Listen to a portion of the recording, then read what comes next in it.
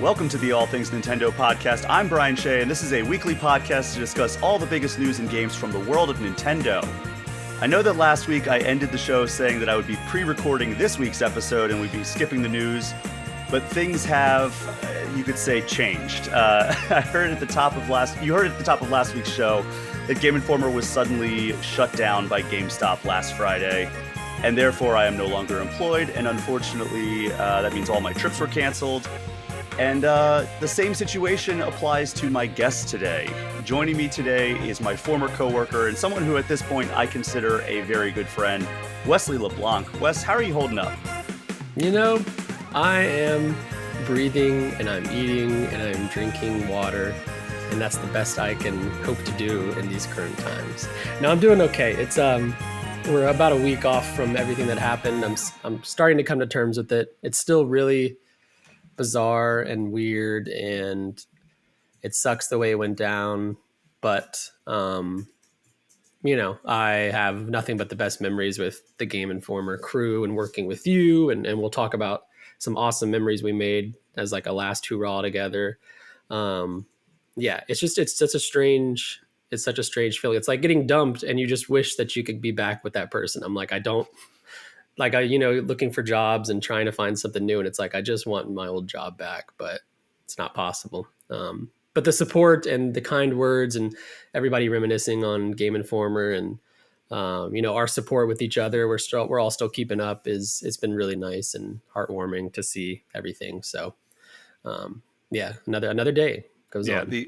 The outpouring of support really helped me get through that. And also, I was lucky enough that I just serendipitously had a friend visiting from out of town this past weekend. So yeah, that was a nice distraction to have. But yeah, everybody who has reached out, whether on the free All Things Nintendo Patreon page, whether on social media, on the Game Informer Reddit, Game Informer Discord, everybody was just so incredibly nice. And, it's been heartwarming to see everybody kind of pour out love for this magazine that we worked so hard on and we loved so much ourselves. I mean, I've said it several times that it's an extra layer of sad that behind all of this awfulness of I no longer have a job, all these people that I care about and love no longer have a job, but also my favorite magazine is gone from existence now. And that sucks. Yeah. I've been telling people I'm obviously personally sad and socially sad for myself, for you guys, for everybody we're suddenly out of a job. But then also as the media person, the journalist in me, it is heart-wrenching that 33 years of gaming history, a lot of it at the forefront of gaming coverage, especially, way back in the day when Game Informer was doing it like no other. It's just gone, and that sucks. We see it happen so often in all kinds of industries, and gaming is especially bad at archiving its history.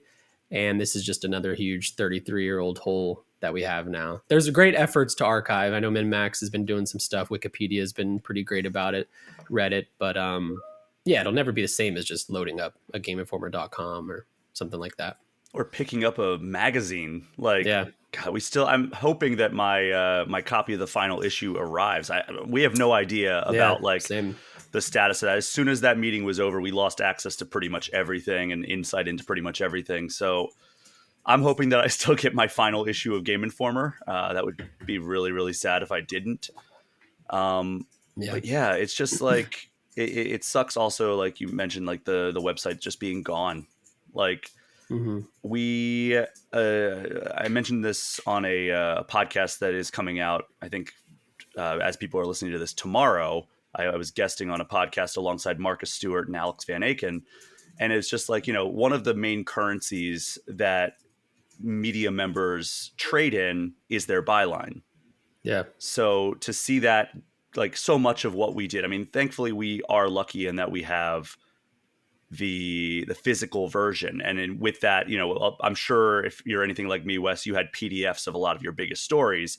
Yeah. But the easiest way to do it was to just be like, hey, here's a link to this story that I wrote, and people could click it and see it, instead of being like, hey, like I could ship you an issue, or I can get you a PDF of this, but like, oh, the PDF's too big for your inbox because of like some rule that's on your email. So I Yeah. guess I'll upload this to Dropbox, and I hope that your firewall doesn't block it. Yeah. No, it's so many hoops. And like, same with, I've been using Internet Archive to like post clips, and it's like, that's a whole hassle. And it just doesn't look as clean as like gameinformer.com/whatever. No. Yeah, it sucks. Yeah, it's terrible. I mean, there was so much on our site. Yeah, and I'm a big proponent of preservation, even as I've shifted to like owning digital copies of games. But there are so many times where I will hear a like game is like coming to a new platform, and it's like, oh, well, I've played that so many times, I'm probably not going to play it again, but I'm going to buy it because I want it preserved on my modern console, right? Like, Yeah.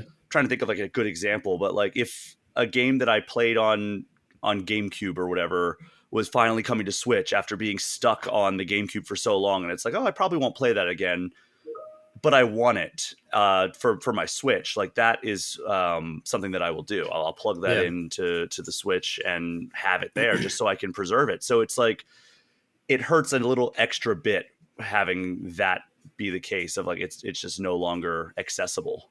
Yeah. Yeah. Yeah, it's just, I don't know. I keep thinking about stories and I'm like, oh, I wish I had this. And I just don't. And it's painful. Yeah.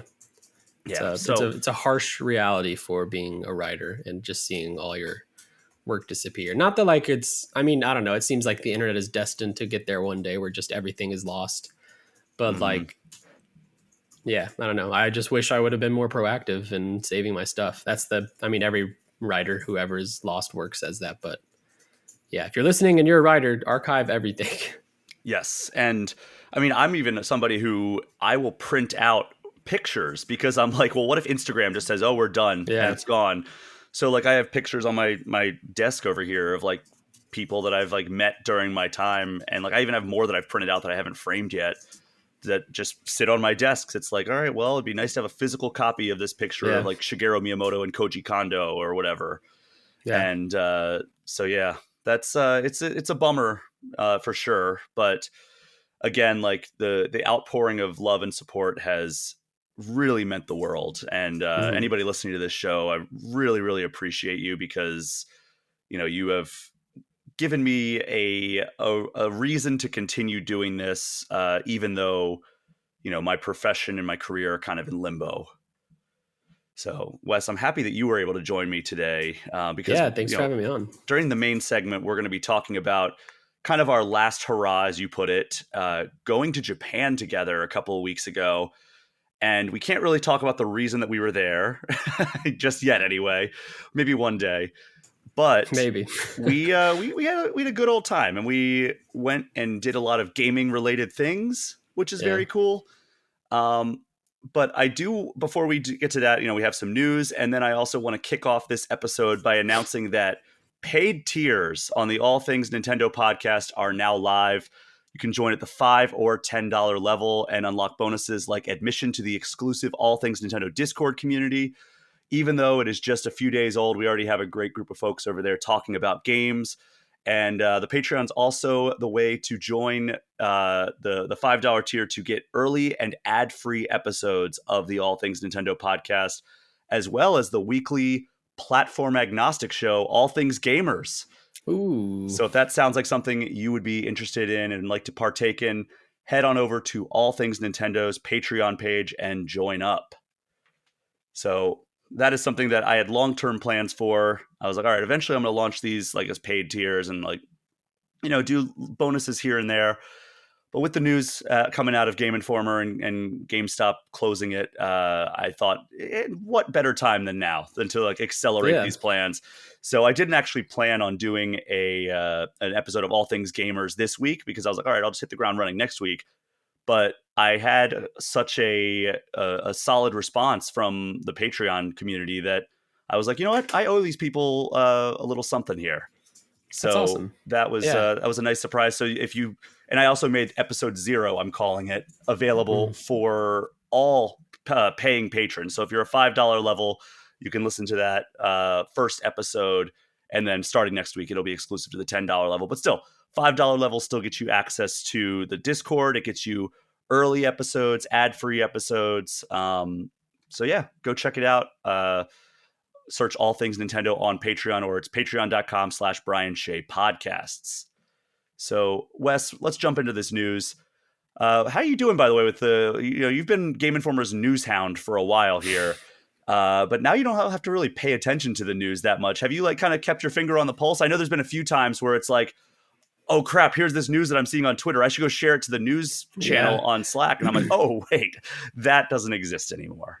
Yeah, I'm definitely still in that urge, and I still have those tendencies. I'm trying to fight them because ultimately it just means being on my phone and computer less, which I'm trying to do outside of like, looking for jobs and that kind of stuff. But yeah, it's still there. And it's been a doozy of a week, not so great week of news as well, which is disheartening. But that's kind of just been this year in games. It's wild that like the same week we got laid off was the same week that Bungie went through layoffs, and now yesterday Ready at Dawn closed, which was a pretty prolific studio. And also shout out to our friends over at Game Explain.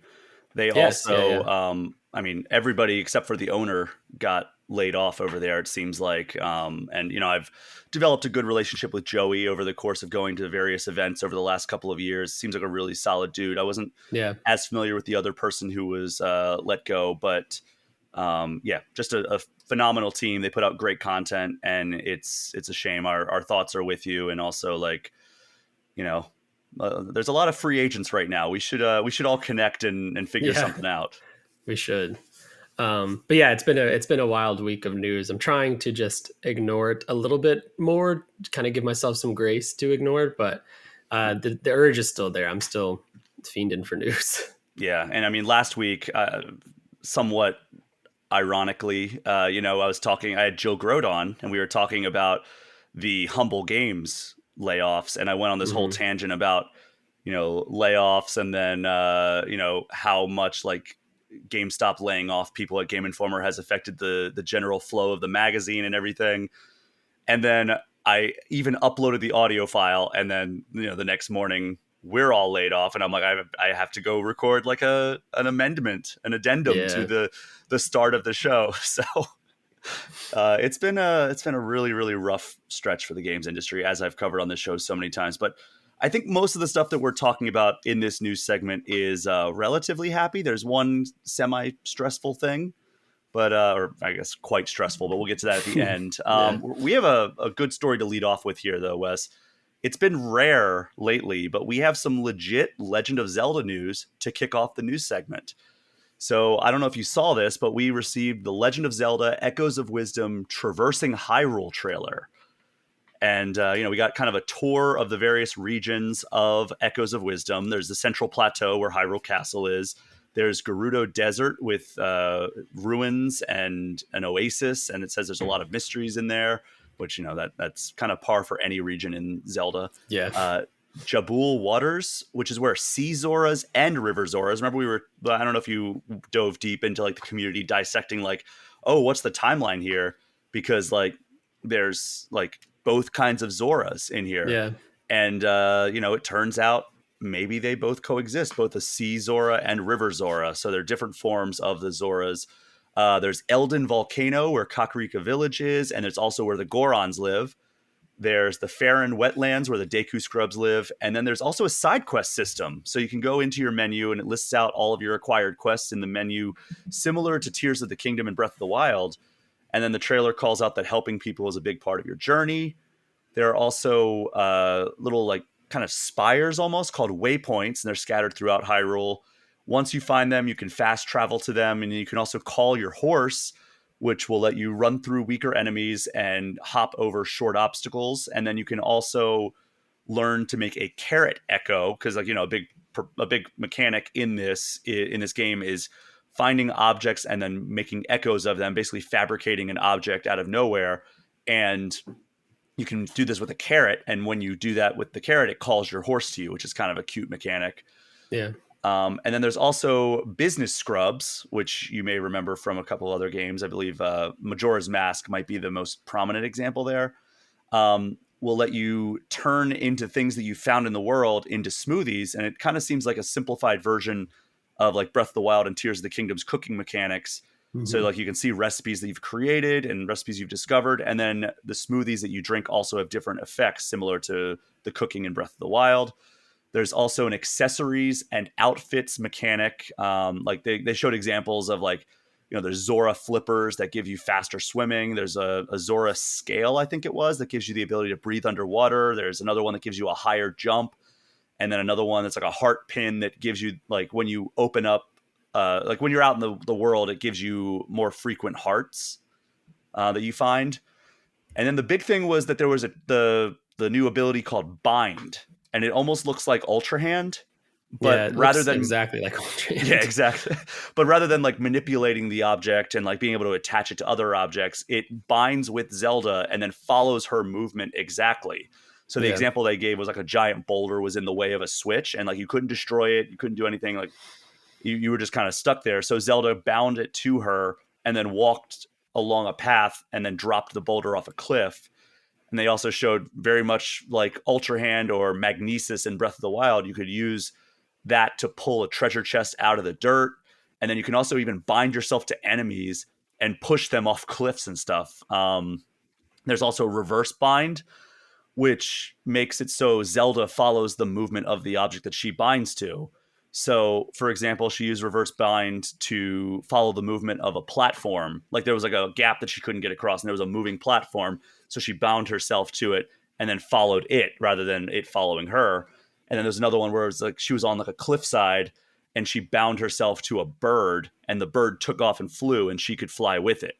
So there's some pretty cool mechanics at play. You can also use both bind and reverse bind on your echoes, which seems like it's just like all kinds of creative things. So you can just like, um, like spawn a thing into the world for its movement properties, bind yourself to it, and then do it. And like they gave an example like this spider. Like she Mm-hmm. like spawned a spider into the world.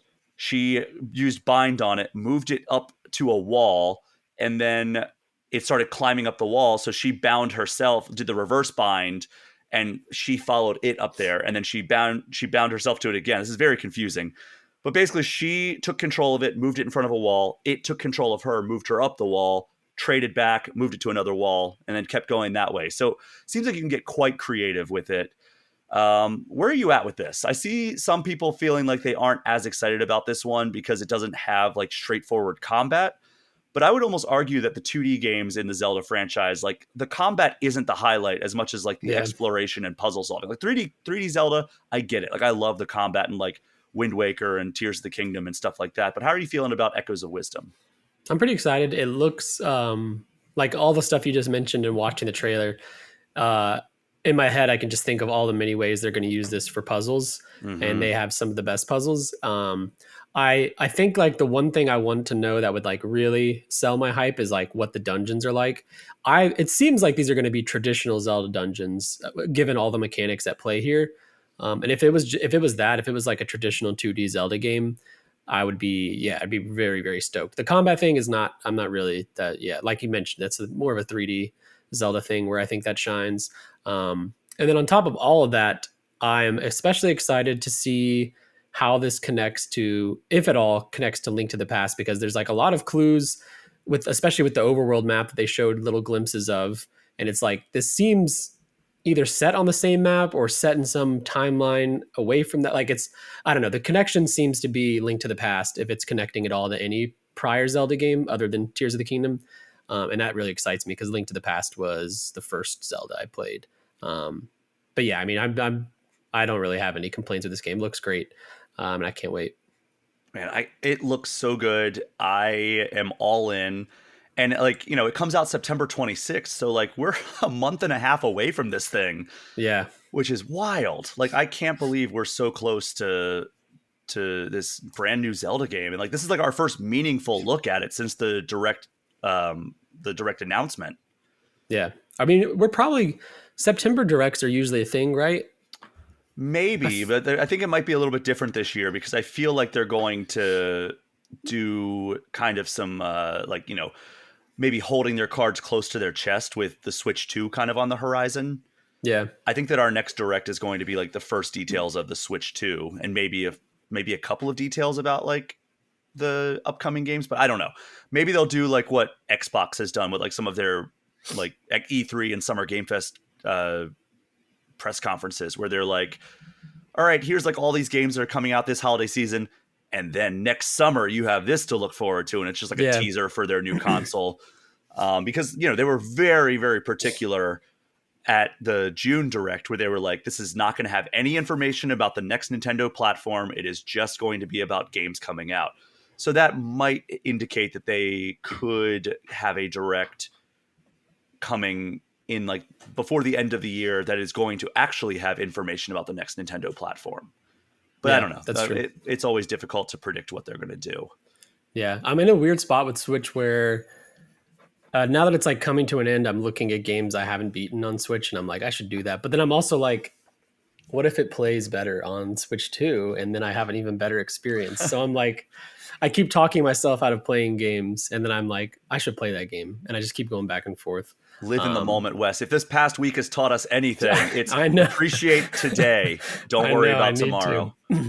I know. It's funny. You know what the cruelest thing about this layoff is like for a moment I was like, you know what, maybe I'll catch up on some games and take some time off. But I've just hit the ground running so hard trying to like find what's next because you know that's kind of how it goes when you're unemployed.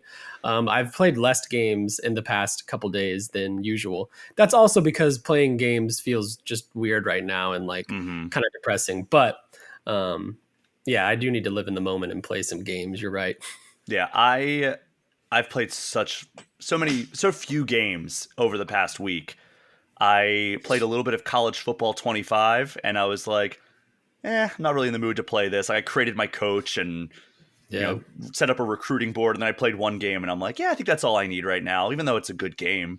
And then I played another game that I'm going to talk a little bit about at the start of the main segment. But yeah, like outside of that, gaming has not been like a huge priority for me this week. And I made a joke to my partner yesterday. I was like, I think I'm working more now because like I've been like setting things up over on the All Things Nintendo Patreon page. I've been sending out feelers to like contacts that I have, asking like about like, you know, opportunities or like freelancing stuff. And it's like, man, I feel like I'm hustling more now, even though I don't have a full-time job. I'm like, I remember thinking like when the layoffs happened, I was all right, at least now I have to take a break. Like I was burnt out for probably about 5 years. And, you know, at least now I have to take a break. And now I'm just like, oh, well, so much for that. Yeah.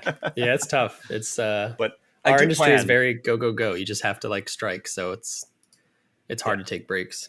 I do plan on taking a couple of days of just doing nothing. Like even yesterday when I set up the All Things Nintendo, like, Patreon page, not set up the Patreon page, but I did like the first episode of All Things Gamers, which is the platform agnostic show that's exclusive to $10 patrons. I was like, I'm just going to sit here. Like I made myself a nice breakfast and I just sat and watched like YouTube for 2 hours. And I was like, this is kind of nice. And then it's like, all right, now I got to go do stuff everywhere. Like, all kinds of stuff around the house. And then also like, work related stuff. So I am going to take a couple of like, quote unquote vacation days just to like get my mind right and like, kind of reset a little bit because I don't feel like I've fully processed everything just yet. But one of those games that I'm probably going to spend a lot of time playing is one that I've been spending a lot of time playing when I was employed because I was traveling everywhere. And this was one of my go-to plane games, Balatro. And, I've talked a lot about it on this podcast and not a lot of it has been news because ever since it came out, it's just kind of been like, oh yeah, I'm playing this game because it's awesome. One of my favorite games of the year, but developer Local Thunk revealed that it has sold 2 million copies since it launched earlier this year. But they also said to celebrate that, we're going to get a first is the key word here, first major gameplay update for Balatro in 2025. Developer says that the update will add new ideas and strategies to the game and will be completely free as a token of appreciation to the community, especially because of, being announced to coincide with that sales milestone. So I don't know what to think about this because Balatro never really struck me as an incomplete game. Yeah. But that really makes me interested to see what additions they will bring with this first update. I mean, I never got all the way to the end of like unlocking all the decks and everything, so I don't even know like, are there new mechanics that unlock later on? Wes, did you ever check it out? I haven't. No, that was we've talked about it a bunch on this show, but Yeah. it falls in the same camp as like Vampire Survivors, where it's too dangerously. It seems too dangerously fun and up my alley that I have not given it the time it needs because I'm like I think I would lose a lot of time to it. Maybe now's the perfect time. Um, But but like no, I you haven't. traveled almost as much, if not more, than me. Like people who listen to this show know that I traveled a lot, especially in the last year and a half. Yeah, You traveled as much, if not more. And these both Vampire Survivors and Balatro, the greatest playing games to ever exist. I used to bring my Switch, my Steam Deck on planes, and probably this year I just stopped bringing either for the most Wow. part, unless I had a game to like review or something, because I just found I wasn't doing it. I don't know what it is about planes. Contrary to most people, I'm just not in the mood to play games on them. I often read a lot, or I just stare at the screen in front of me. Like I Yeah, don't the watch flight movies either. I tracker. just yeah exactly. Um, yeah, so like playing games isn't just it's just a concept my brain doesn't mesh with for some reason. I don't know why. I think it's just because I'm a little claustrophobic, so I'm already like kind of tight in the seat. And then when you're playing a game, your arms want to be a certain way, and it's just like I don't know. But I know Balatro and Vampire Survivors are on phones, which I do use my phone to like surf the web sometimes, so I don't really have an excuse there. Is Um, Balatro on phones? I've never checked into that. I know oh, maybe Vampire it's not. Survivors I know. was. Yeah, yeah. It Maybe I seems like it would be misspoke, a but perfect phone game, Balatro, but I don't yeah, think it's on phones. But I've always been the same way, Wes, where it's like anything with depth, like I don't know, it has to be like something extraordinary, like Tears of the yeah, Kingdom, where it's like it's something I'm so sucked into, it makes it so like, oh man, I'm so sad I'm away from my console because I can't keep playing this game. yeah, It can't be a game that I'm just like passively interested in. It has to be that, or it has to be a game that just has like a quick and immediately like dopamine inducing loop, like Vampire Survivors, like Balatro. Like Vampire Survivors, your maximum run is 30 minutes. yeah, Balatro, like, your runs can last like 2 minutes or they can last like 25 minutes. So these are not like long, like it's not a turn-based RPG you're gonna be playing for 60 hours. It's just such a quick loop that it immediately gets you into the action, and that makes it so that I want to play it when I'm on a plane, and then it also makes time go by so fast. Um, yeah, I think like because I used to be the same way. I would load up my Vita and my 3DS and my yeah, iPad, and I'd be like, "All right, I am set for this 3.5 hour flight," and then I would just stare out the window and listen to a podcast like a dummy, yep, and yeah. or like I stare at got the to the flight point where tracker. the smaller I could make my backpack and the less cumbersome, the better. So I was like, Steam Deck, you're off the chop, you're on the chopping blocks. Switch eventually. I was bringing books, and then I got a Kindle because the Kindle's even smaller than a book, and like Hmm. I had my backpack min maxed for sure. So games lost the fight there. Yeah, I mean, at least the Switch is like slimline enough. It's not like the Yeah. Steam Deck where it takes up like a giant brick in your bag, Yes. basically. Yeah. Like the Switch, you can just slide it in. It's like what, 3 or 4 iPads thick. Yeah, and I stopped using the Switch case too. I would just put the Switch in there. The Steam Oh, Deck, jeez. however, I needed to have the case because, like, I don't know, it feels a lot more fragile. I mean, the Switch Um, is as fragile as it comes between the Joy-Con drift and the yeah, screen. Like, if you don't have a screen protector on your Switch, and like, you might damage that screen sliding it in and out of the dock. Let alone yeah. like, Oh, I do have a screen protector on it, so oh no. it survived the flights, but I don't bring it on flights no more. So Well, Balatro, I'm very excited for this new update, but we don't know when it's coming. It's scheduled for 2025, and like I said, it'll be free for anyone who owns the game. We do have some fun news and then some not so fun news on the Warner Brothers front. I don't know how much you've been tracking this, Wes. First up, let's hit the fun stuff. We know that the second Mortal Kombat movie is coming in October of 2025, at least the second Mortal Kombat movie in the current continuity. And Mortal Kombat series co-creator Ed Boon is just out here leaking stuff. So Ed also likes to have fun online, so he's probably just poking fun at the process. But he said, quote, I recently saw an unfinished cut screening of the Mortal Kombat 2 movie. During the screening, I broke into director Todd Garner's phone. I found this image from the film and sent it to my phone. I can leak stuff too. Thumbs up emoji, hashtag MK2 movie, hashtag Boon leaks. I think he's probably just poking fun at the fact that people always leak stuff related to Mortal Kombat. Yeah. Like I think all the DLC characters have been leaked over the past like 3 games. Um, but yeah, I mean, it looked really good. It was Katana, Katana holding her fan blades, which looked really, really cool, actually. Yeah, it does. I just realized I just looked and to see that I thought that was a shot from the game. I guess I didn't read his tweet when I saw it the other day. So that's cool. No, but like, I mean, the costume design on the first movie, which by the way, did you see the first movie? No. I thought it was pretty good. Like a lot of people are like, it's the dumbest thing ever, and like I'm like, well, what did you expect? It's a Mortal Yeah, Kombat I movie. just Like, want to see people slice each other up. yeah, and it was you know, really like bloody, and it was like pretty good fight scenes. The only downside was that there wasn't like an actual tournament, which is kind of like, you know, the crux of the Mortal Kombat story. Yeah. But you know, you get to see like Sub-Zero and Scorpion and Raiden, and it's like, all right, yeah, this is what I want. Like you, Kano and Sonya Blade are in it. Like, yeah, that's what I want from a Mortal Kombat movie. It's a turn your brain off, just like whatever, enjoy the ride type of movie. And there are some good fight sequences, even though I could probably do without the original character that they added. Cole, I think was his name, Mm. but you know, it's still like a fun ride. So this sequel is adding Katana, as the picture showed, Johnny Cage, played by Carl Urban from The Boys. So I and love also Carl several Urban, other but things. that seems it's an odd choice. I It think is. only because he's like a little older than I would picture for a Johnny Cage type character. Maybe that's part of the story is he's like a washed up Johnny Cage, but Mm-hmm. interesting choice. Nonetheless, Carl Urban is pretty perfect for that role, assuming the story writes around him being an older Johnny Cage. Yeah, and I maybe it's hard for me to like separate him from his character in The Boys at this point because I love The Boys so much. Yeah.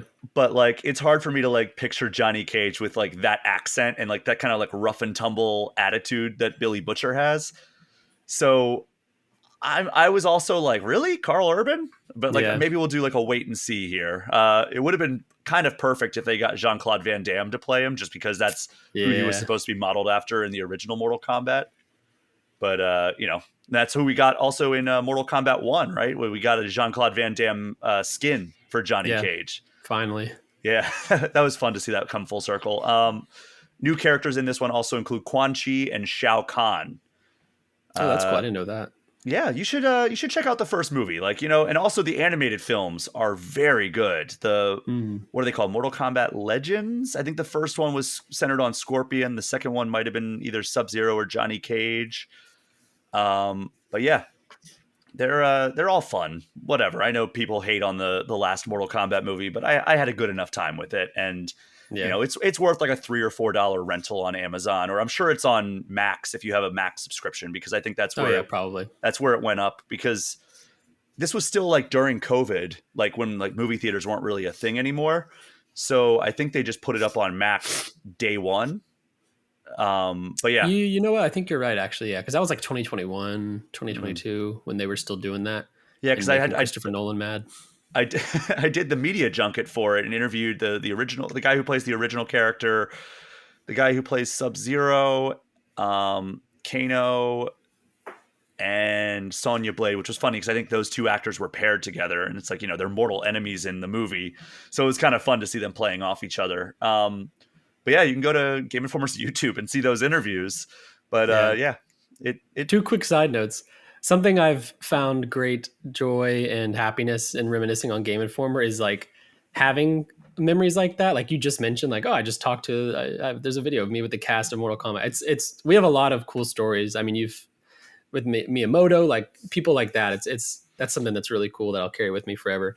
And also on absolutely. the subject of Game Informer and Ed Boon, he put up a really nice post yesterday, kind of like memorializing us and the cover stories we've done for Game Informer with Mortal Kombat. Obviously, Mortal Kombat 11, and then I wasn't sure looking at the older ones, but they're like some of the first Mortal Kombats were on our cover, which is really really cool. I think Mortal Kombat Yeah. 3 maybe looking at it.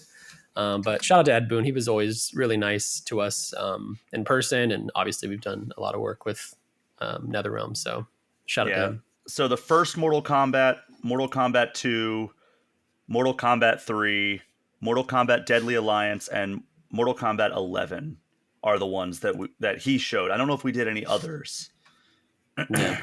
but yeah. Shout out to Ed Boon. He's a real one. Like seriously, like Yeah. I used to have a running joke where it's like I had interviewed him like 3 times and I'd met him at like other like parties and industry events, and I always had to reintroduce myself. And like the joke was like, oh, he's just never going to remember who I am.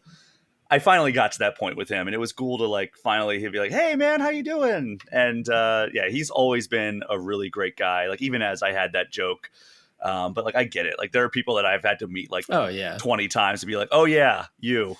Yeah. Yeah. I'm awful. I'm like so like face blind and like oh my god! If somebody tells me my name, like I think I tweeted it one time where it was like I've played so many Telltale games that when somebody tells me their name for the first time, in the upper left corner of my periphery, I see Brian will not remember that. Yeah. I'm usually pretty bad at it too. Especially, I mean, this industry is wide and there's lots of people, and especially Ed Boon's meeting, I don't know, probably hundreds of people Oh yeah. at events and stuff. Can't blame him. But yeah, he was a nice dude. I met him at SGF in 2023 for Mortal Kombat 1, and he was as cool as you think Ed Boon is. Yeah, that's right. Cool. You were in on that interview with me. That was fun. Yeah, it was cool. Yeah, it was a good conversation. Yeah, shout out to Ed Boon and the Mortal Kombat team. So, Mortal Kombat 2, I'm excited for it. You should go see the first one, and let's reconvene and talk about your opinions. Yes, we just need to have like a Wesley reconvene show where I play Vampire Survivors, Balatro, yes. Watch Mortal Kombat. It'll be like reminiscing on all my appearances here. It would be perfect. Or let's just watch a bunch of gaming movies and then do a gaming movie just marathon review on all things gamers. I'm down. Sounds great. There's a lot of great ones out there. Most of them are great from what I've heard, right? Most of them, yes. That's what they're known for, is being great. Yeah. So Mortal Kombat 2 hits theaters October 24th, 2025. That leads us to the stressful Warner Brothers news. According to IndieWire, Warner Brothers Discovery says its TV channels are worth $9 billion less than originally valued. And this means that Warner Brothers Discovery had a net loss of $10 billion in the last quarter alone. Which I'm not a masters of business, but like that seems bad. Yeah, like I'm starting to think these executives don't know how to run companies really well sometimes. What's up with that? Yeah, I mean, not that we have any personal experience with like incompetent CEOs or anything. Like I would never suggest that. But yeah, it seems like a lot of these, like, you know, Warner Brothers has been famous recently for like cutting content for the sake of like tax breaks and everything. But yeah, that seems like it's rough. So like, you know, a lot of it is attributable to the TV business. Like they're about to lose the NBA rights, I saw. And, you know, it is reporting that Max, HBO, and Discovery Plus have added 3.6 million subscribers. But that branch of the business still lost $107 million last quarter. Yeah, I mean, it's kind of something we see with games too, where we are taking too long to make things that are too expensive. And then we are having our expectations for profit are their executive expectations for profit are so sky high that it's like almost not possible. And then the impossible does not happen. And the people that suffer are the people in the lower ranks of it, not the executives who make millions. It's going to be TV production crews laid off and stuff, or game developers laid off, not the CEOs and stuff. But yeah, I mean, TV, House of Dragon takes like 2 to 3 years. It's extremely expensive. I love it, but it's like I just hate, why do shows take years now? Remember when we used to get like a season a year? I don't know. I'm not surprised by any of this, unfortunately, I guess is what I'm saying. I would say that you could almost trace it back. I mean, maybe there's an earlier example because this feels very recent, but I guess it hasn't been that recent. But Game of Thrones, I feel like, really pushed TV budgets sky high. Like, every Game of Thrones episode felt like a movie, right? Like it was such high production values, and I feel like everybody had to try to keep pace with that. And you know, you go back and you watch something like The Wire, and as great as that show is, like the production values are just a noticeable step down from like what we were getting, what we're getting now, and what we've gotten since like Game of Thrones really like upped the bar.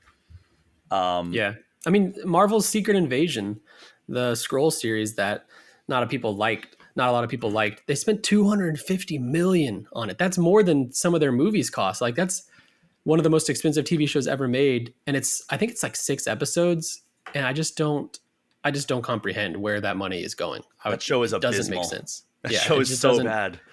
$250 million, $250 million for 6 episodes. You know, Make it make I sense. on my flight back from Japan, I opened up my Letterboxd app and I did like a ranking of all the X-Men movies, I did a ranking of all the Spider-Man movies, and I did a ranking of all the MCU. Very bottom entry, Secret Invasion. I Yeah, think it was so bad. It almost turned me off from the MCU. Like, and I I think it was, turned off a lot of people. I mean, really, their shows in general have kind of had that effect. I mean, a lot of Um, them are quite good. Like WandaVision, Falcon and Winter Soldier is very good. I liked Hawkeye. I know a lot of Hawkeye was people very did good. not, but I liked it. Yeah, I think a lot of people gave Hawkeye crap because they're like, really, Hawkeye's getting a show, but like, there's so much more to that. Echo yeah. was pretty good as well. I haven't watched Echo yet. I need to. I keep forgetting that one It's exists. I think it's inconsequential, but I think it also serves as a good prequel series for the Daredevil series that we're getting next year. Yeah, Which I'm very excited for. Daredevil, that's like the OG Marvel TV show. I mean, Agents of Shield, but like Daredevil's where everybody was like, "Oh, this is amazing." yeah. We might be getting a trailer tomorrow. I think D23 is doing a Oh, panel on Daredevil, Armor Wars, and Agatha. So we probably will get a new trailer for Daredevil, and I cannot wait because yeah, like you said, yeah, that Daredevil Netflix show is so good. Season 2, little iffy, but uh, man, it's just so good. It's the I OG. liked I loved it. I liked the introduction of the Punisher in season 2. I will say that. I Yes, think they yeah, did. I mean, John Bernthal's fantastic in that role. yeah. Season 3 was a little weird, but I also like the notion of Bullseye and everything in that. But It ends so strong too. I doubt they're picking up any of those threads, but I kind of hope they do I mean, in they've some they've way. officially made them canon now. If you Yeah, go into Disney Plus, like it used to be its own little category of like the Defenders saga or something like that. Now it's just built into the Marvel Cinematic Universe timeline. Like you can go in and be like yeah, chronological order, and like Daredevil season 1 is like right after the Avengers. And I'm like, okay, that's cool that like those now exist in the same universe, even though they always were supposed to, but then like they yeah, were never picked up. Like, you know, Daredevil should have been in like Infinity War or something, but whatever. yeah. So how does all this Warner Brothers news affect gaming? Well, the Financial Times is reporting that WB is exploring options for selling its gaming division, and developers under Warner Brothers include NetherRealm, Mortal Kombat, Rocksteady, who did, we'll just say, the Batman Arkham games, Avalanche, which did Hogwarts Legacy, Monolith Productions, which works on like the Middle Earth, Shadow of War, Shadow of Mordor games, And and Wonder Woman. yeah, and Wonder Woman, the upcoming Wonder Woman. I forgot about that. Yeah. And TT Games, which works on a lot of Lego titles. But Wes, you like I said, you were the news hound at Game Informer, and I feel like we've been hearing about a potential sale of WB Games or like various WB properties in the gaming division for a long time now. Do you think this is when it finally happens? I think so. I just wonder who's going to be interested in buying it.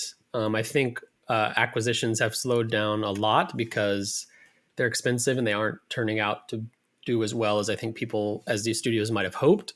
And I imagine Warner Bros. Is going to have a huge asking price for this. I mean, it's kind of like a wild statement that they're even considering selling some of these companies. Like Hogwarts Legacy was the best selling game of 2023. It was the first non Call of Duty game since like 2018 to be the number one selling game of the year, which is like a huge, huge deal. I think 23 million copies.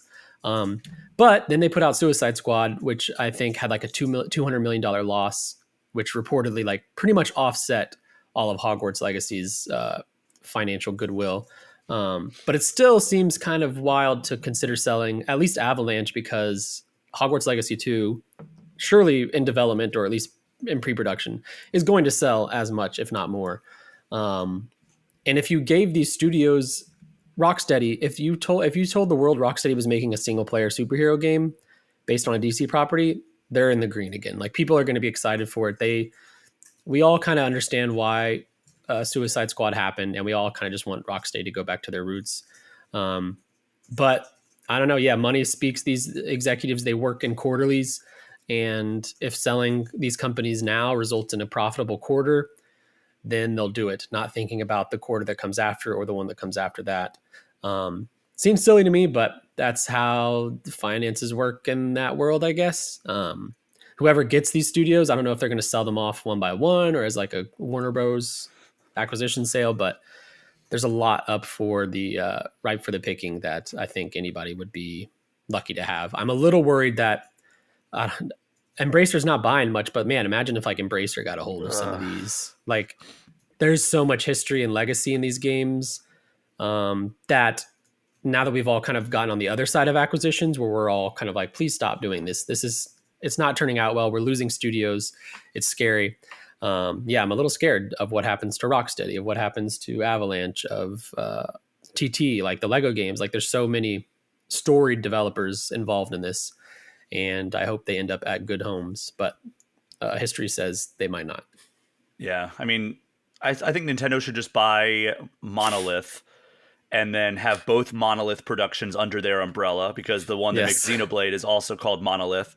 And then Imagine a Xenoblade game with, or not even a Xenoblade, but a Monolith game with Monolith's Nemesis system on yeah, Switch too. with Mario characters. Like Yes, we just made the perfect game. a Koopa Troopa kills Mario, gets in your face and taunts you, and then it's Yeah, like next to you encounter it's a Paratroopa. yeah. And That actually would be kind of sick. That would be cool. I don't think that's ever going to happen. But No, then I don't again, think so. Ubisoft made a game where Mario has a gun. So, I mean, Yeah, you either die a hero or live long enough to see yourself become a gun wielding Mario. that's what they say. That's what they say. That's Harvey Dent's famous quote. A reminder that you can support the All Things Nintendo podcast through a variety of ways. The biggest and best way is the aforementioned Patreon page, but there's other ways as well. You can also check out the official All Things Nintendo merchandise store on TeePublic, or subscribe to my YouTube channel, currently pushing to hit 500 subscribers there. Wes, before we break, what do you have going on now that you have a little extra time on your hands? Well, currently I'm on the job hunt. Life goes on and I have bills to pay. So I'm looking for any job in editorial. Ideally, I'd love to continue writing. I think I'm a great writer and I love doing it. PR,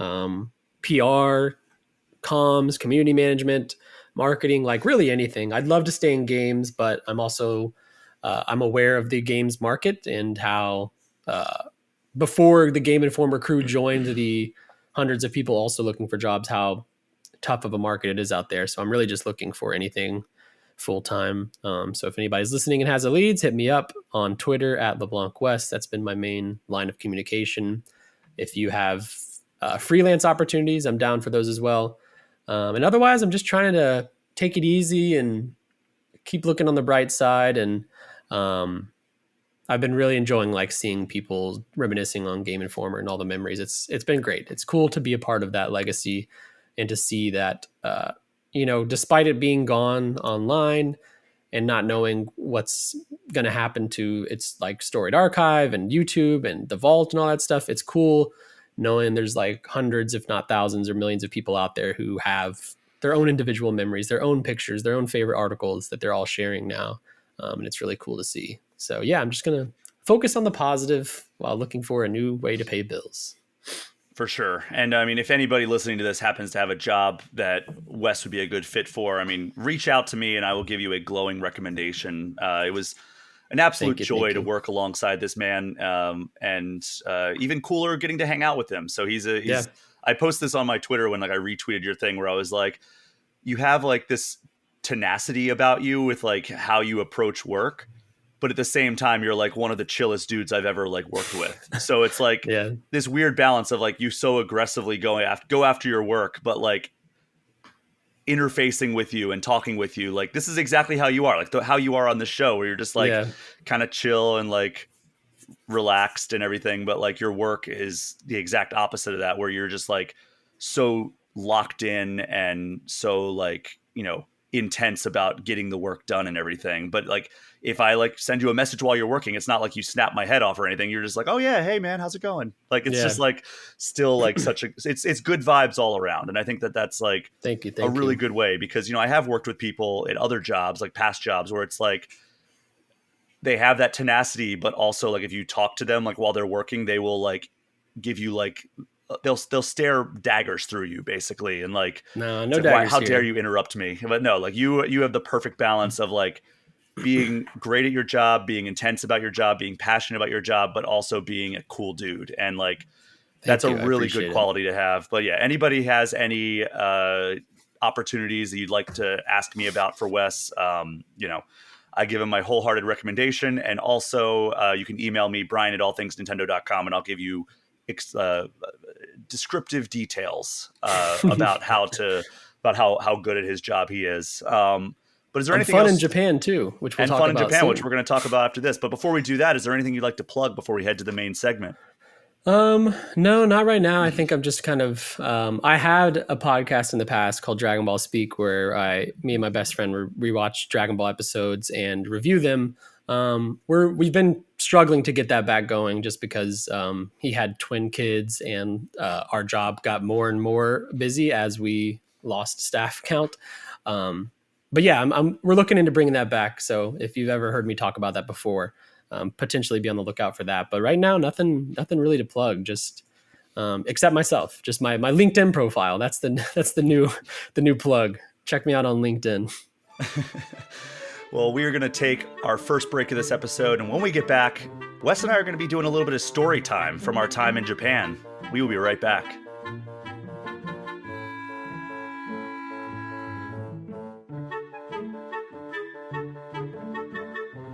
We are back, and I wanted to spend this main segment talking about our recent trip to Japan. But first, I do want to give some very brief impressions of a game I actually checked out last night that is a new release on Switch. That game is Volgarr the Viking 2.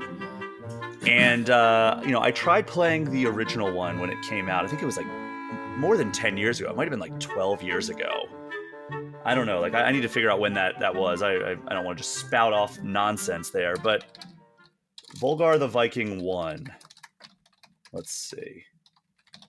I'm sure it came to Switch more recently than that, but let's see. So Volgarr the Viking came out in 2013, so 11 years ago that game came out. And I remember playing it and being like, wow, this is extremely hard.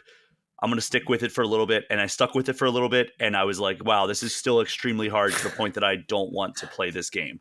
And I Yeah. know that a lot of people love that game. Volgarr the Viking 2, I was like, you know what? My tastes have matured. It's been 11 years since that first game came out.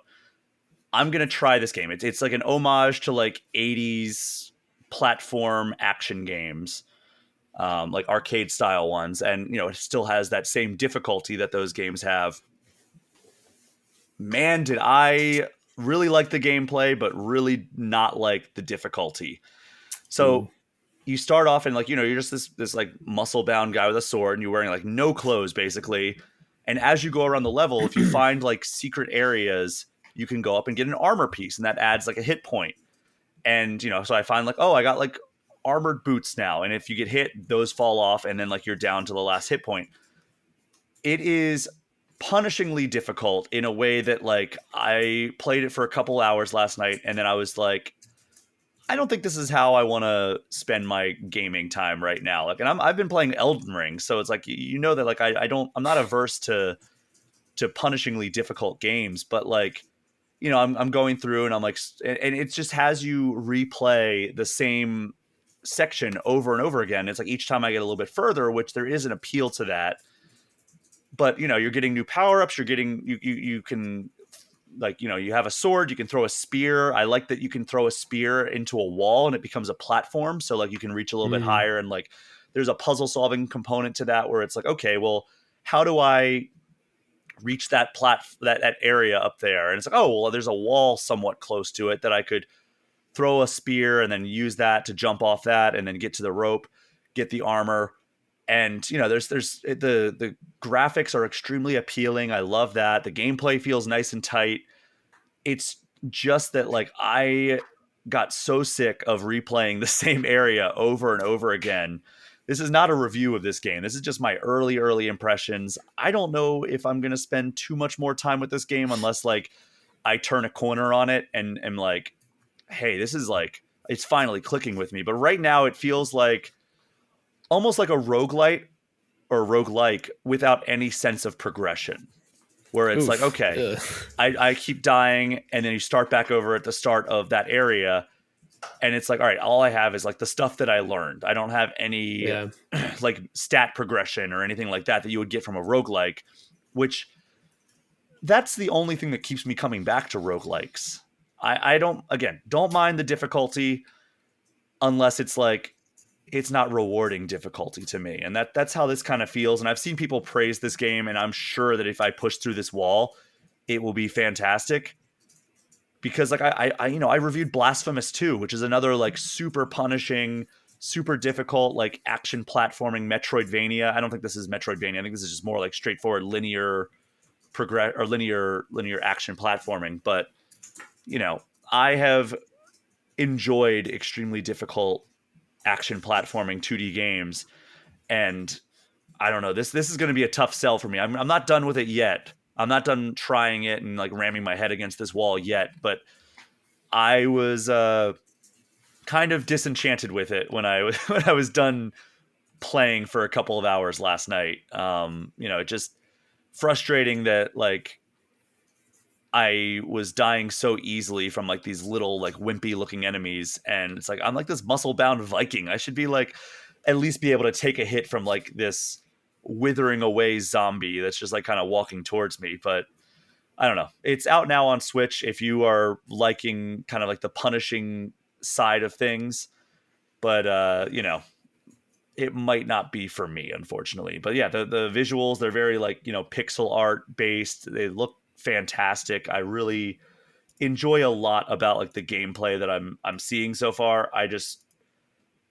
It almost feels tuned in an unfair manner. But maybe it's just I haven't gotten the hang of the loop yet. Maybe I haven't gotten the hang of like the gameplay yet. But right now, my early impressions are like this might not be a game built for Brian. Dang, that sucks. But I get it. I mean, especially right now, we kind of talked about it earlier, but we're both like very sensitive to a game working or not working. So I can see how ultra punishing, no progression in stats isn't really meshing right now. But yeah, it looks cool. I'm not familiar with the franchise beyond what I've seen this week, but I've seen mixed reviews, and then some people love it, some people hate it. Yeah, it looks good at least. Yeah, it does look very good. And again, it feels good in action. I just maybe once I push through this like initial of like, all right, where is like the reward in this aside from just getting through to the next area? Mm-hmm. Once I get pushed through that, maybe there will be more to it. I'm fully acknowledging that I'm extremely early in the gameplay. But those are my initial thoughts on Volgarr the Viking 2. It is out now on Switch and I believe several other platforms. Wes, let's talk about our trip to Japan. So Yeah. this was a fun time. But as somebody pointed out to me, it also might be the most cursed trip of all time. Yes. So we went there for a story that was going to be in an upcoming issue of Game Informer. I woke up on my day that I was flying there to the news of the CrowdStrike crash, which meant that the airport was an absolute madhouse. Thankfully, I was only affected insofar as I had a 30-minute delay. So I was worried I was not going to be getting to Japan that day. But Yeah. 30-minute delay at the airport. And then we got off the ground and it was a fairly smooth flight all the way to Japan. You were not so lucky. You were going to fly out a couple days later. So I assumed things would be fixed by then. Your flight was canceled, correct? Yes. Yeah. But before that, even uh, another person, I won't say names just in case they like, I don't know, want names out, but like another person was supposed to fly with you. And because of like a health reason, medical reason, they were not able to. So it was basically like hey, does anyone want to fly to Japan tomorrow type situation? And I was available to even take this trip potentially. I couldn't do tomorrow because I had weekend plans.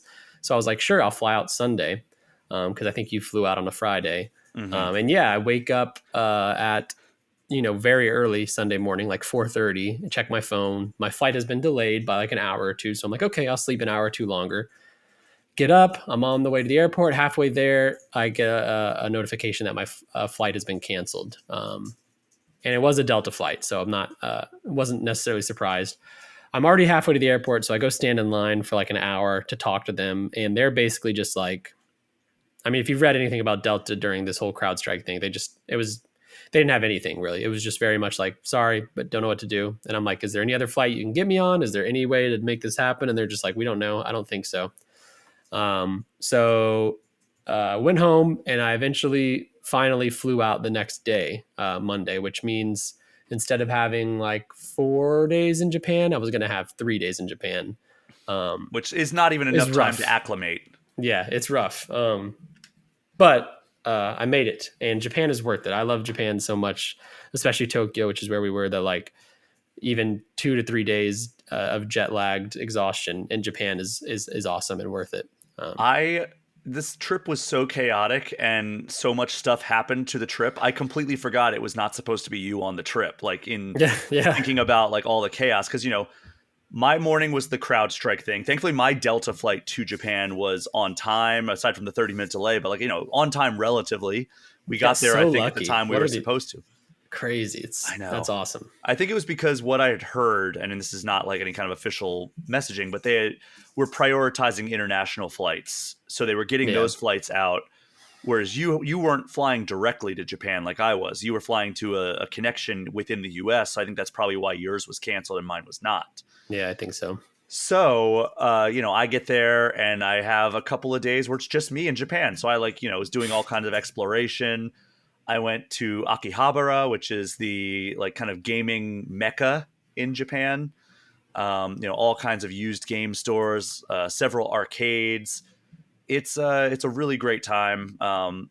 And just kind of wandering around, like just having a good time.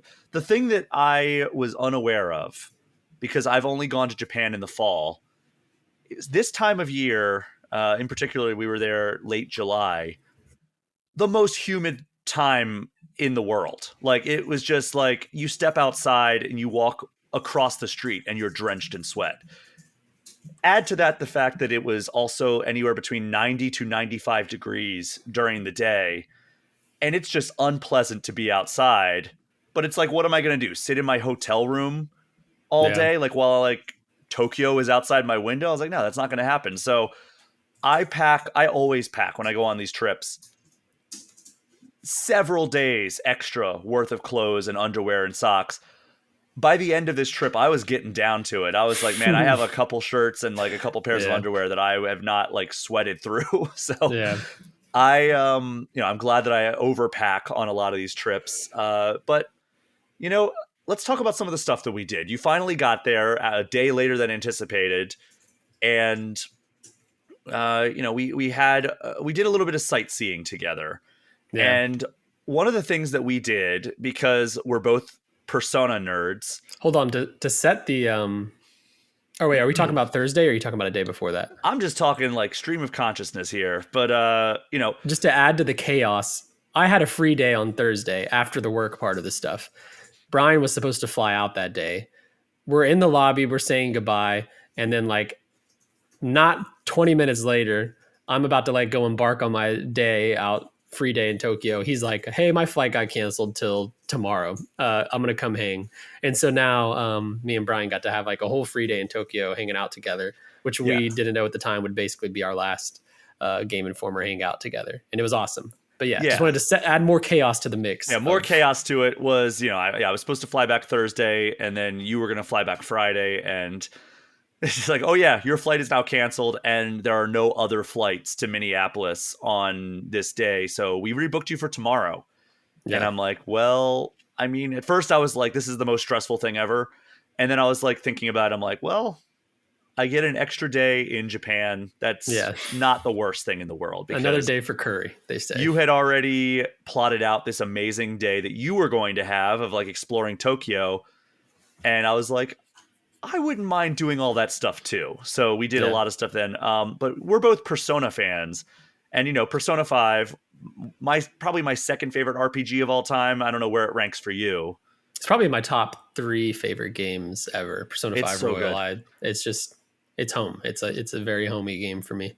So we did a little bit of a Persona sightseeing tour in like various areas that are present in that game. So we went to Shungenjaya, which has some areas that inspired Yongenjaya, which is kind of like a fictional area where like Cafe Leblanc is.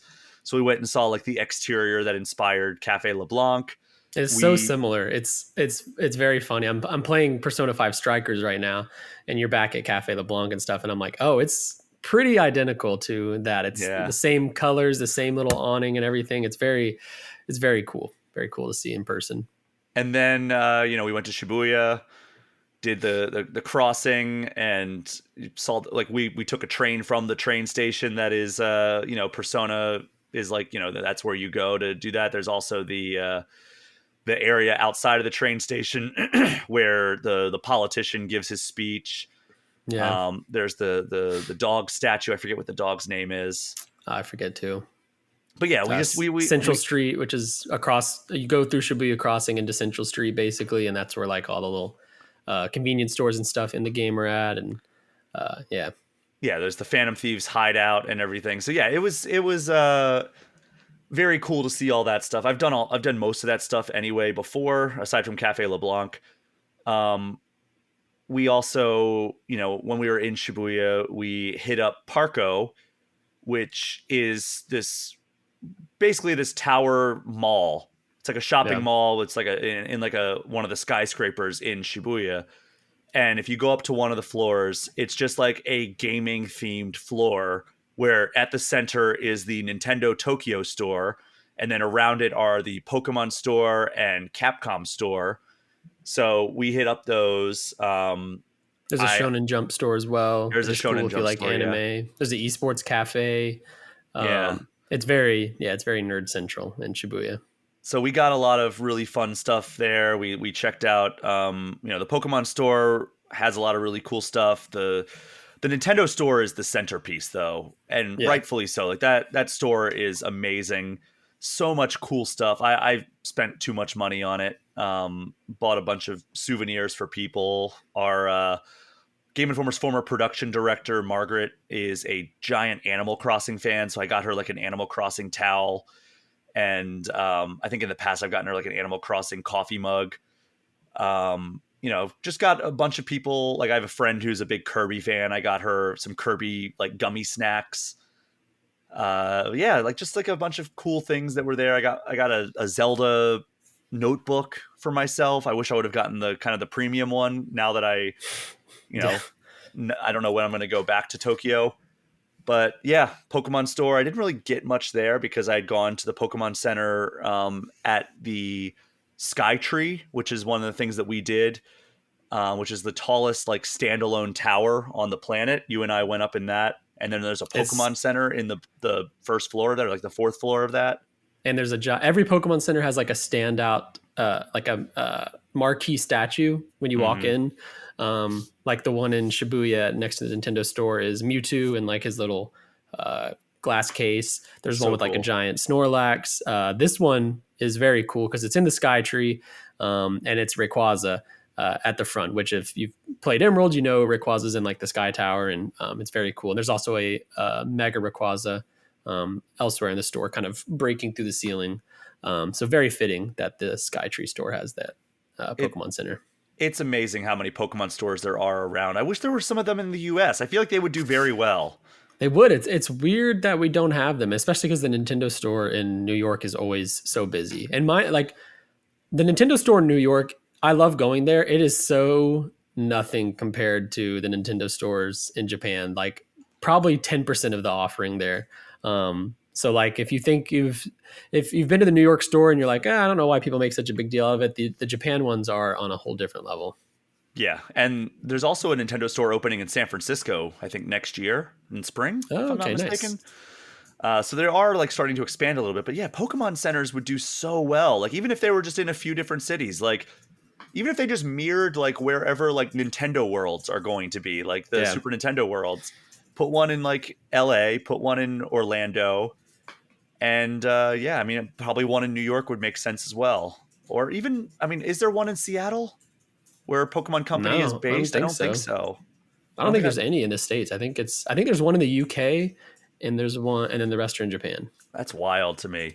They're so Yeah. cool too with the statues and everything. Like if you go to Nintendo New York, there's the Mario sliding down the flagpole. There's a Bowser like kind of breaking through the wall, and there's like a Link statue. I think they have the Tears of the Kingdom Link statue now. It used to just be like Like Ocarina Link, I I don't know if think. it was Ocarina Link. I think it was uh, Twilight Princess Link. God, why couldn't I pull that Yeah, yeah, name? you're right. Yeah, yeah, yeah. And then I think there's a Pikachu, but like Yes. nothing like super cool. They're just kind of posing, you know. Yeah. It's not like the Rayquaza one where it was like breaking through the ceiling, or the Mewtwo in his giant like glass vial. Um, yeah, those were super cool. The Capcom store has a giant Ryu statue.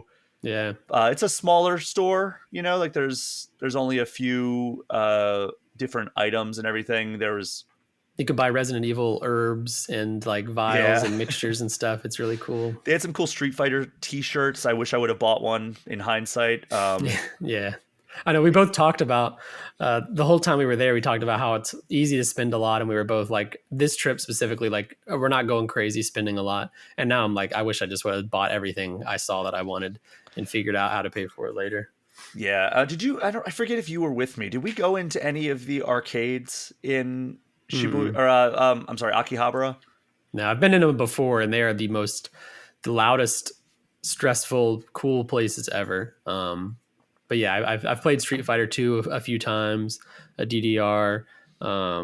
Yeah, they're cool, but we didn't go on this specific trip. We spent a lot of time in game stores in Akihabara. Yeah, I went in one by myself then because I went to Akihabara by myself, and then when my flight was canceled, I was like, I'll just tag along with Wes on whatever he has planned. And part of that was Akihabara, and I'm like, well, you don't have to twist my arm to go back. Yeah, So I went to an arcade, just kind of walked through it. You know, it's also a good place that like if you need to use the restroom because you know when you're out all day and like I'm trying to stay hydrated, that is something that happens. So I would just walk into the store or the arcade and you know walk around a little bit, and they would have like a public restroom because they don't want people to have to leave the store the arcade if they have to use the bathroom. So, you know, there's little pro tips that you pick up on along the way. Like, you know, there's no trash cans in Japan in public. So the pro tip is always like, oh, we'll go into a convenience store if there's something you really need to dispose of. Like if I got yeah, like food to go and I don't want to carry around this like crumbled up bag for the rest of my day, you can do that. Like you'll buy something in a Kobini and then you have another bottle that you have to carry around. But thankfully, like the bottles are easier to dispose of because most of the vending machines will have little things you can deposit the plastic yeah, bottles. Um, but yeah, so arcade, I didn't really play much. I was gonna play Street Fighter 2, but like the day that I went, it was a Saturday, so of course it was gonna be pretty busy. They were all full, so I watched a couple yeah. people play Street Fighter. They're so good. They're on another level in Japan when it comes to They like really playing. are. So I It's also those old classic machines too. It's so cool. they're amazing. And they did have the Street Fighter 6 cabinet up and running, and you know, they have it set up so you can use either the deck, this like the stick, or they have a controller plugged into it, which is very cool Oh, as really? well. That's cool. Yeah, So yeah, I didn't play anything really in there, but I do love just being in those spaces. It's so cool to like see like what games are popular, what games aren't. Metal Slug, surprisingly popular over in oh, Japan, okay. like in the arcades. Like every time I saw a Metal Slug cabinet, I went into like 3 arcades. There's always somebody sitting at the Metal Slug cabinet, like playing against a boss, and it was amazing. That's awesome. Um, I did a little bit of Pokemon card shopping. I didn't really buy a whole lot. I never really buy a whole lot in terms of like Pokemon cards when I'm over in Japan, but I do like looking at them and seeing like, oh, Yeah. is there like a cool one that I can find? The one I found this time was one that I used to have as a kid. It was the Ancient Mew that you got from going Yeah. to see the Pokemon movie. And I used to have it when I was a kid, and I think I just sold it when I sold all of my Pokemon cards when I was younger. And I was like, I always liked having this card, and it was like 1,500 yen, which is like $10. And I was like, Yeah. I'll buy that one. That's a really good one to have. I don't know, like it's probably not worth anything, but whatever. It's fun to add to my collection. The thing that we did do though was we went retro game shopping. And I remember it was the last night that I was in Tokyo, or last scheduled night that I was in Tokyo. And I'd lamented to you, there were 2 things that I always do when I come to Tokyo and I didn't get to do at that point. And it was, one of them was go to Golden Guy and have a couple drinks. And the other one was pick up a retro game in Japan.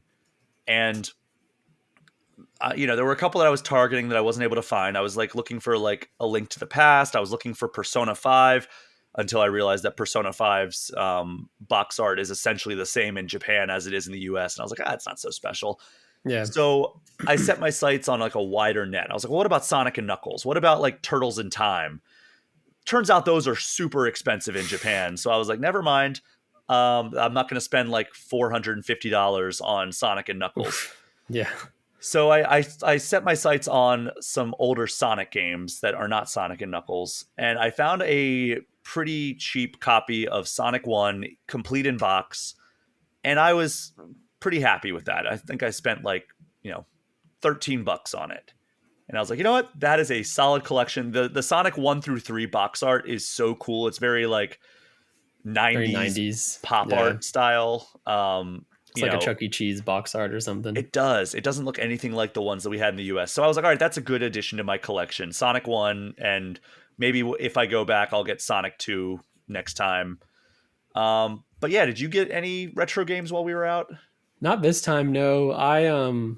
Usually I'm looking for a Final Fantasy 13 copy if I go to a country where they have like a different language, and I've already got, I think I have two from Japan already with different box arts, and then Pokemon games. But as I'm sure you know, Pokemon games are hot commodities in Akihabara, and they are just so expensive. So it's always a struggle. I look at the game, I pick it up, and I'm like, do I want to spend $150 to $200 on something that ultimately will just stay in a box on a shelf? And I talk myself out of it, which is great this time, especially now that I a week and a half later don't have an income. Yeah. Um, but yeah, I've come home with Final Fantasy 13, and I have a not in box, but just a Pokemon Crystal cartridge up on my shelf that I really like because Crystal is one of my favorites. I've always wanted to come home with Emerald, but Emerald is not often out of its box, which is usually cheaper. Like, a Crystal out of its box cost me $40. And Emerald in its box is like $250 there. And I just can't bring myself to spend it. So I haven't come home with it. And now I don't know if I ever will. But yeah, I still love just looking at old games. It's fun to see games you've forgotten about, see how much a game you used to own is worth, and kicking yourself over getting rid of it. And as a gamer, it's a place you got to go to one day in your life if you can. It's just the coolest place. If you like anime, if you like nerdy stuff, like it is heaven. It's awesome. It's very, very cool. I'm glad I got to go back with you because like it's a fun thing to experience with a friend as well. Yes, yeah, it's cool. It's the best. I also went to a taiyaki place, so it's like pancakes almost, and then like you can get different fillings and like they make like a little sandwich out of it. And I happened to notice they had a Pokemon collab going on, so I got a Magikarp Oh, taiyaki. yeah, You can go on my TikTok or my Instagram and see like the actual Magikarp. It was actually pretty cool looking. It didn't look like garbage. It looked very good. The chocolate spread, it was almost like a straight chocolate Nutella instead of like it didn't have hazelnut flavor in it. That tasted delicious. The pancakes yeah. were rather flavorless, if I'm being honest, but it's just so cool how gaming has infiltrated so much of the culture over there. It's It's not the just it, like oh, this is a gaming thing that like they're doing with this mainstream brand to cater to that specific demographic. It was like, no, this is like just part of the culture is it, gaming and it anime. truly, especially like Pokemon, and well, actually probably Pokemon more than even Nintendo. Like vending machines have Pikachu's all over it. I mean, Yeah. there's the gachapons. It's There's Kirby cafes just like at the base of the yeah. Tokyo Sky Tree. There's Pokemon Cafe, Final Fantasy Cafe, Square Enix Cafe. Like there's so much nerdy stuff like that in Japan. It's not that America is ashamed of gaming or anything, but like it's so different there, where gaming is just part of the culture. Um, I don't know. Like here, when I talk about gaming, sometimes people are like, "Oh, like video games, like what do you mean, blah blah blah." In Japan, it's like it's a very highly regarded When piece you of entertainment. when you get off the plane, like I think in Tokyo Haneda, which is like the one that's closer to it is downtown essentially. Yeah. It's like Hello Kitty is like saying welcome to Japan. And then like in Narita, at least when I flew in there in 2019, there's a big like Nintendo display with like Mario and Peach and Bowser and like it Yes. says welcome to Japan. And it's like this is the coolest thing ever. I remember being blown away by that the first time I went to Tokyo because I flew into Narita, and it's like what? This would never be unless maybe Seattle because that's where Nintendo of America is, but like Probably even not though. I bet. I bet not. it's just like so crazy that like all right, this is just like all right, there's Pokemon stuff just integrated into like various like mainstream culture things. So Yeah. that And was like you mentioned, wild. like the Taiyaki, I mean, you just stumbled upon that, and they just have a Magikarp Taiyaki. That there's so much out there like that. Like you could just go to a random restaurant and the curry is like a Charizard curry because it's spicy, or Yeah. it's so cool how it's all integrated there and Or like, random. yeah, they just had like a Pokemon cafe in the Skytree, and it was like you can get like different themed drinks after like the new characters in the new run of the anime. Yeah. And it's like this is so cool. And like you would even like I want to get one, but like I don't really have any familiarity with these characters, so Yeah. I'm not going to spend the money on this. Marketing Um, works. so my flight was canceled, as I mentioned. Delta actually did right by me. They upgraded me to Delta One, which gave me access to the Delta Club Lounge. It's a good thing that they did because my flight was delayed by 4 hours once I was there. So I hung out with you for a little bit. We got some curry. We got some coffee. I sent you on your way because you had a different flight, and then I went up into the Sky Club Lounge and was like, "All right, I'm going to do some work on some stuff that I was working on for Game Informer." And I walk into the Sky Club Lounge, and who is sitting in the Tokyo Sky Club Lounge but President of Nintendo of America, Doug Bowser? And Crazy. I was like, what are the odds of that? And like, Yeah. I didn't go up and bother him because I've only met him once before. It was at the Mario movie premiere, and he's a very friendly guy. I had a good conversation with him. I exchanged pleasantries. I feel like we both recognized each other, and I was just like, I don't want to bother him. Yeah. He nobody wants to be bothered at the airport. So I walked past him and like just to verify it was him, and yes, it was. And there's just kind of a cool, weird coincidence that was like an end cap of like this very odd trip. And, Yeah. with all the travel cancellations, somebody having to drop out of the trip because of an illness, and, my flight canceled, your flight canceled. And The end cap. we can't even talk about like why we were there. And I hope you get to one. I hope we get to one day, because like the why we were there, and it's just it's a top tier memory I have for Game Informer. So I hope that like we get to talk about it one day because it's so cool. So like on top of how weird and chaotic the trip was, it was also probably one of my all time favorite trips with GI. Like it's up there for sure. And that it's like almost one of my last trips ever is weirdly bittersweet. Yeah, we lined up some really cool stuff there. So hopefully that stuff eventually does see the light of day. Yeah. But then to add to like all the chaos, the thing that we were going to work on this stuff for is just never going to come out because now we're all gone. Now Game Informer no longer Yeah. exists, and it's just a wild turn of events that like it was like we defied the odds by getting to Japan with the CrowdStrike stuff, with one of our team members falling out because of health related issues, with your flight being canceled, and then with my flight back getting canceled. And then it's like we defied the gods and like actually got this trip done. I remember talking to somebody else who was on the trip with us from another team and being like, in spite of all this, we still pulled it off. And then GameStop said, no, the F you did not. Hold my beer. So, Wes, anything else you want to mention before we wrap up this main segment and then move on to the quick final segment? No, I don't think so. I mean, it just really was, it was an amazing trip, and it's really cool, like looking back now after everything that's happened, that we got to hang out one last time. Obviously, we're coworkers and stuff, but like friends first, I think is the important part about you and everybody at Game Informer. Like we were all really, family is like a weird word to use with businesses, but like, I don't care. I mean, it did feel like a family. We were a scrappy group doing our best to make something incredible happen. And it's cool just looking back that like one of my final Game Informer official hangs was like you and me just having a blast in Japan on a completely free day, doing whatever we wanted. It's awesome. Yeah, it was a great time. Yeah. And, I agree that term gets thrown around a lot by like startups as Yeah. like, hey, we're all family here, as like kind of a manipulative way to like get you to like work beyond your job description. But it did feel like a family, like an actual like family at Game Informer, where like we all loved each other, we all cared for each other.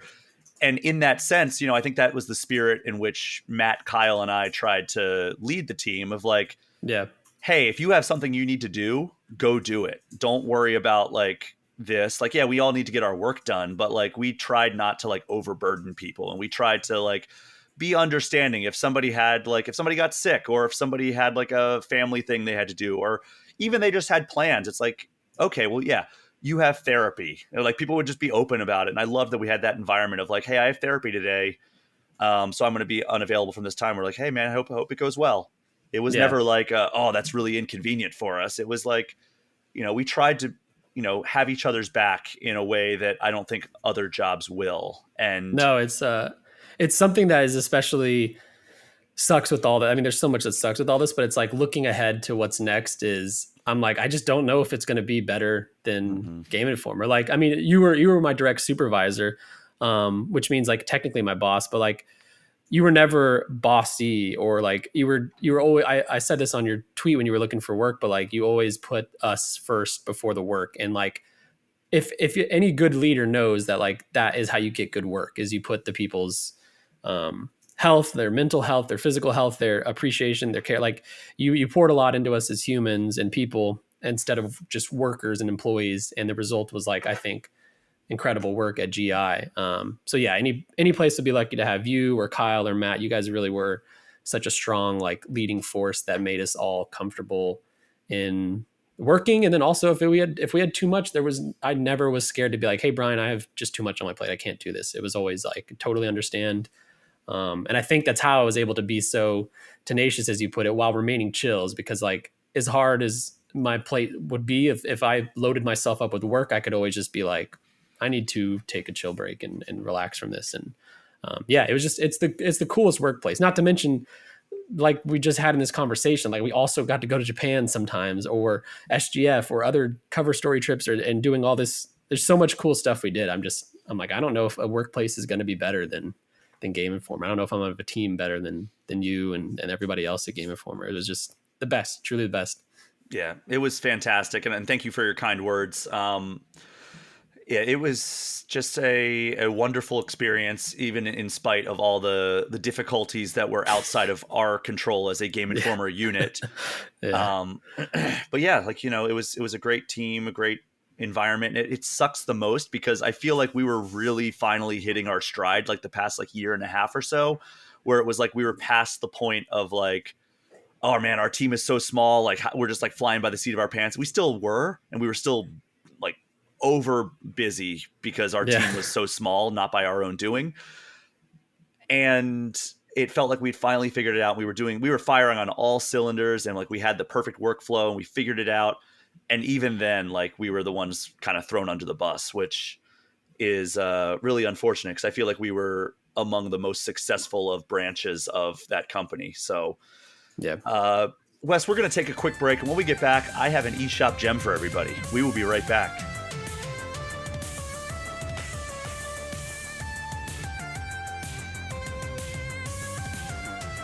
We are back, and before we wrap up this episode of All Things Nintendo, I wanted to give an eShop gem of the week.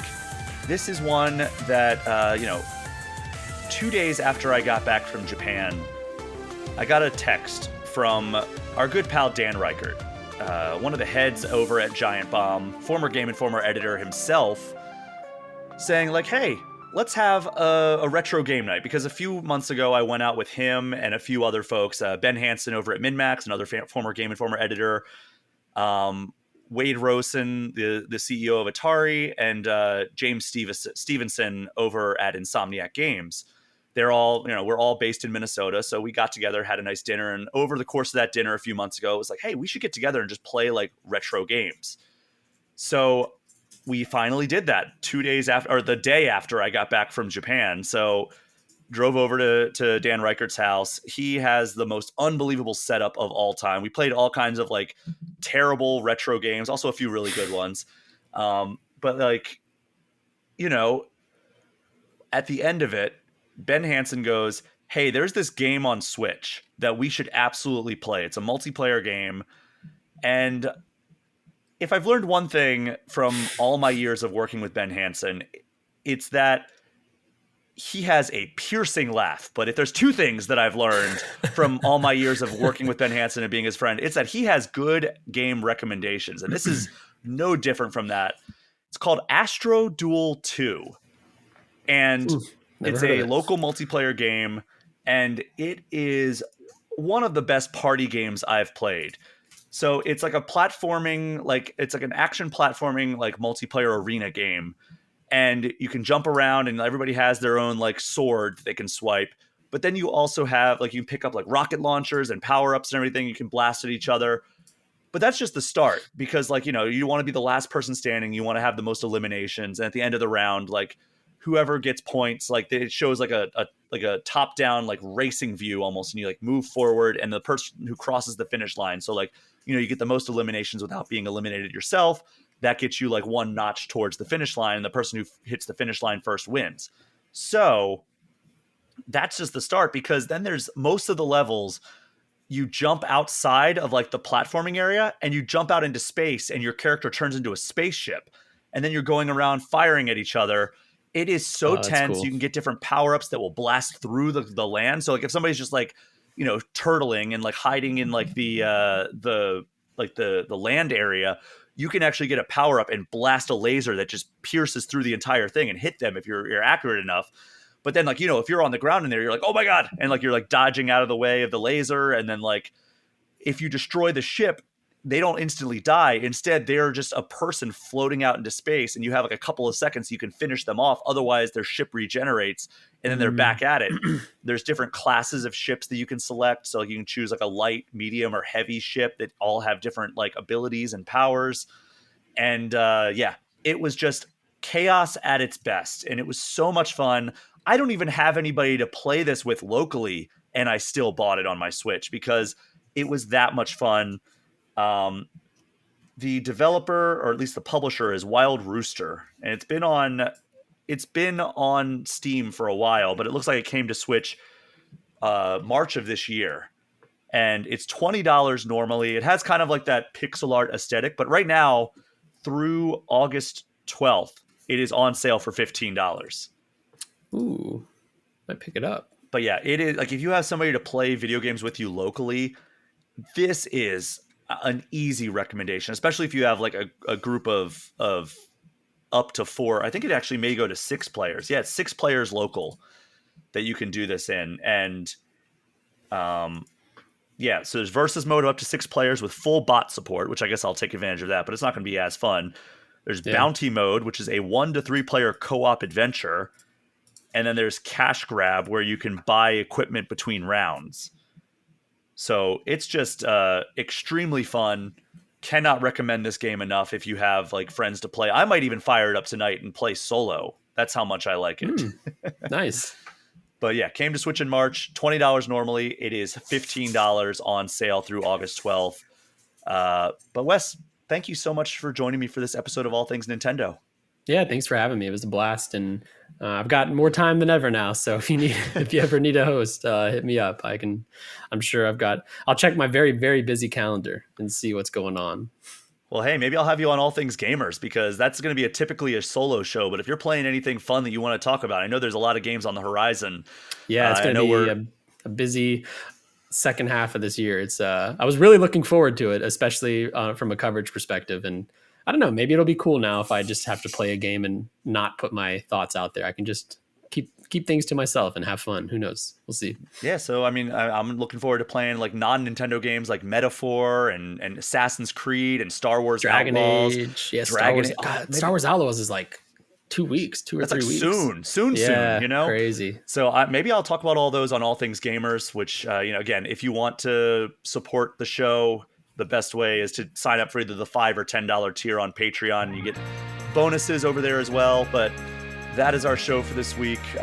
Thank you so much, everyone, for listening. Do me a favor, if you haven't already, throw All Things Nintendo a 5-star review and hit that subscribe button. If you want to get more All Things Nintendo content, become a patron of the All Things Nintendo podcast Patreon. If you want to get any questions or comments in, you can get in touch with me at brian@allthingsnintendo.com. Hit me up on social media at Brian P. Shea, or join the All Things Nintendo Discord server, which is a perk for subscribing to the paid tier of the All Things Nintendo Patreon. Also, be sure to find All Things Nintendo on YouTube and subscribe to that channel. You can just search for All Things Nintendo or visit @BrianPShea on YouTube. Wes, do you have anything else you'd like to plug before we wrap up here? No, just hit me up on Twitter if you've got opportunities, or you can just hit me up and we could talk games at LeBlanc Wes. Yeah, I'm Wesley LeBlanc on LinkedIn. I'm open to work. # open to work. I think is what they say on LinkedIn. And that is our show for this week. Thank you again so much for listening. Take care. We'll see you next time.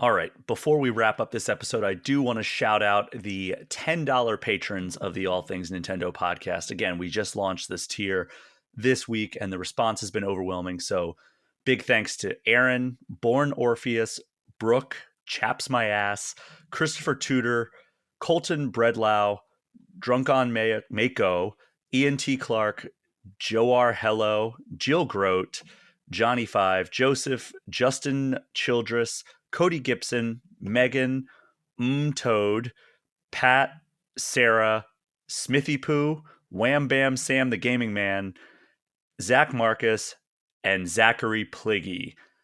You, along with the $5 patrons that are listed in the episode description, help make this show possible. So thank you from the bottom of my heart, and I hope you enjoy the episodes.